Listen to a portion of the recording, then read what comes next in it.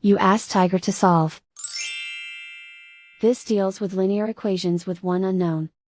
The final result is x equals 17/3. Let's solve it step by step. Simplify the expression. Expand the parentheses. Simplify the arithmetic. Break up the fraction.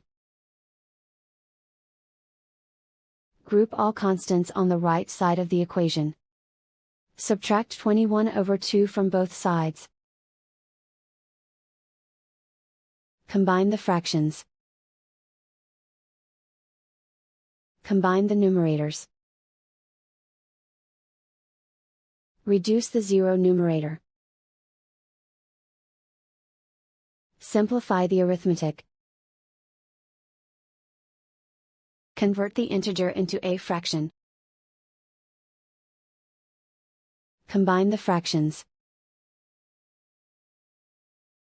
Combine the numerators. Isolate the x. Multiply both sides by inverse fraction 2/3. Group like terms. Multiply the coefficients. Simplify the fraction. Multiply the fractions. Simplify the arithmetic. And so the final result is x equals 17/3.